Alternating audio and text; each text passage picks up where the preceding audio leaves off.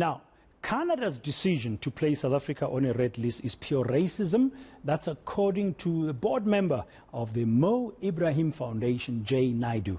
In an opinion article, Naidoo says a long history of solidarity between the two countries has now been damaged. Canada was among the countries that banned South African travelers due to the discovery of COVID-19 Omicron variant. The UK has since reversed that decision. That was earlier this week. Let's discuss all of this now with Naidoo, who's joining us via Zoom this hour here today on eNCA DSTV Channel 43. Good afternoon and happy Reconciliation Day to you. Thank you very much for your time. Can I begin there before we talk about these travel bans we've seen against South Africa?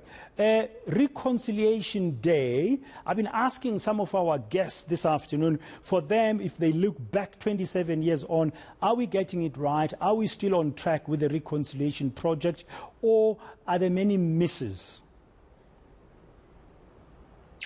Well, Dan, good morning from here, and good morning to you and the listeners. Well, as I reflect on today, Reconciliation Day, I sadly have to admit that we are very far from the dream that we had in 1994, that we would have built a genuine, authentic South African identity, that racism would have been largely eliminated, and that we would have been able to heal the wound of racism that has dominated our landscape for close to 350 years. Unfortunately, if we look around us, what do we see? We see a deepening inequality, joblessness, hunger that is so prevalent, poverty, and largely that the issues that could have dealt with us building reconciliation have not been dealt with, whether it's the issues around land reform and the redistribution of land to our people, and not just that, but to make that land productive, because even where we have redistributed land, we are very far from making it productive. Also, if we look at the economy has largely been untransformed, except that some very wealthy, politically connected people have acquired huge wealth. So, whereas a vast majority of our people live in poverty. So, I think the wound of racism still lies deeply embedded in our South African identity and reality. And if we really want to heal this wound, to be able to see the other, to be able to get away from the conflicts of the past, then we will have to do something dramatically and radically different. And this is not just left to government. This is left to our individual 60 million South Africans to commit to. It's a national reconstruction project around building cohesion, but at the core of it has to be about addressing the deep legacy of marginalization, of exclusion, and the poverty of the vast majority of Black people in our country. If we commit to that on this Reconciliation Day and abide by that decision by being the type of servant leaders that a Nelson Mandela generation represented, then we have a lot of hope that we will reach that point where we can talk about one South African rainbow nation. But we are not that now. The wounds are very deep indeed. I mean, we saw them playing themselves out in the marginalized communities of Phoenix, just north of Durban, during July, where you had the Indian community pitted against the African community and allegations and claims of massacres. I mean, that was a tragedy that we're living with today. So we can't be looking at reconciliation today and thinking back, Jay, and ignore the fact that as recently as in July, people were killing each other in Phoenix along racial lines. Absolutely. And that's why one of the biggest, for me, one of the biggest omissions on the side of government was that it was missing in action. And it failed in its most fundamental job of protecting citizens and avoiding these type of situations.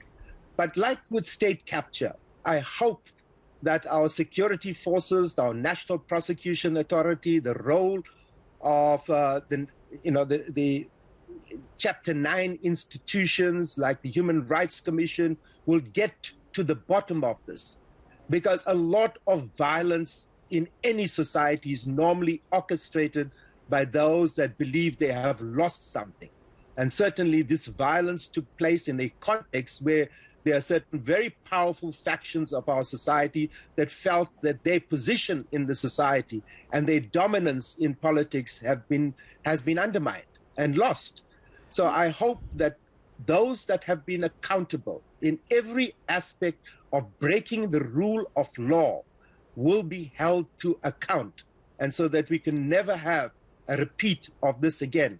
But I must say, Dan, that in the context of that violence that could have burnt our country down, the vast majority of South Africans stood up and said, not in our name.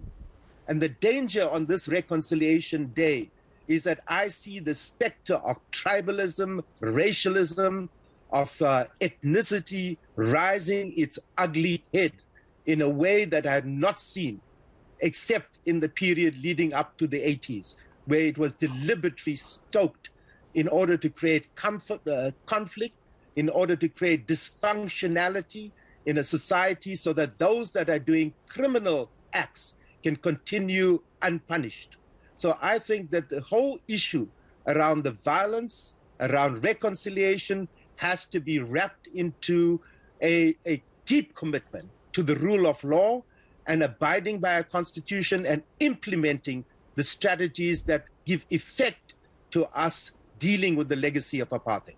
Jay, thank you for answering my questions about Reconciliation Day. That was not really the purpose when we sought to talk to you, but I really appreciate it. I mean, you are yourself a former you're an anti-apartheid activist, a freedom fighter, a trade unionist, and I'm sure you got those strong views about what can be done. Thank you for sharing them. But let's talk about this travel ban. You pointing a finger in that article very clearly and without qualms at Canada's racism, saying that that's the only reason why they have embraced this travel ban, which now the likes of the UK have now abandoned, and we can now travel and fly, simply because South African scientists were doing their job, alerted the world in a very transparent and responsible manner to the existence of the Omicron variant after sequencing it in Durban. So Canada and racism and the travel ban, why did you find it necessary to do that? Well, Dan, there's two issues to deal with.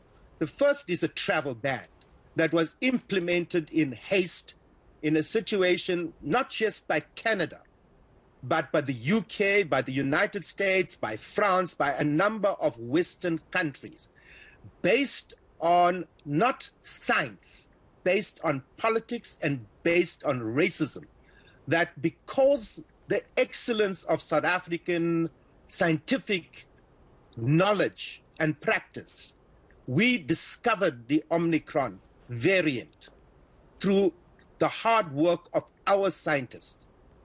And rather than complimenting our scientists, they in turn imposed a ban on travel to South Africa, with huge consequences for the economy of South Africa, for the convenience of South Africans and those travelers that were flooding South Africa, because this is our highest season for tourism.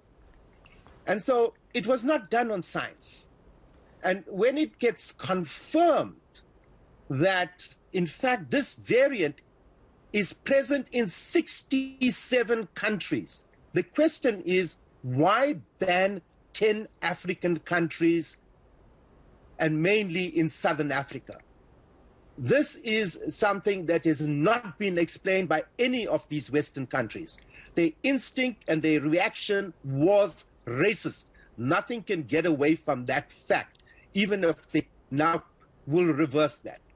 But the second issue about why I wrote the article was that I had done a PCR test in South Africa, which was good enough for the whole world. But when I arrived in Canada, I was, first of all, told to go into quarantine, which I complied with because those are the rules of the country. But then there was an insistence with many of the phone calls to myself and to my wife saying the South African variant is requiring us to do 2 more PCR tests because according to the Federal Minister of Health, the COVID tests in South Africa are imperfect and there's a need for unusual and strict conditions in the current Omicron situation. Not all tests detect the COVID-19 and the new variant, and also because the time it takes for people to be sufficiently viral charged for these tests to be effective, and they are long journeys. Now that, smacks of racism. Even if you have never lived under apartheid, this is saying something about the quality of South African expertise when we, the country that pioneered the first heart transplant, whose scientific innovation led to the invention of things like the CAT scan, the full body X-ray, the biomedical stem cell technology, the retinal cyroprobe. I mean, I could go on for a long time about the innovation of South African medical expertise. And that's what really made me write this article and challenge this. We just ran out of time. So sorry, Jay. And I want you to be very brief there. So you were asked to do another test, and that has happened. That is in Canada. The travel ban is still in place. But the biggest lesson then for us would that be the world is very quick to shut out the poorer countries and using all kinds of excuses, but they are hiding their racism. Is that what you're saying? I'm saying that we have to recognize, Dan, that we're still living in the slave ship. That when things come down to a decision, we as Africa must realize we are on our own. Okay, and we'll have to leave it there. We need to tell our story as Africa. We have to leave it there. Thank you very much. Jay Naidoo.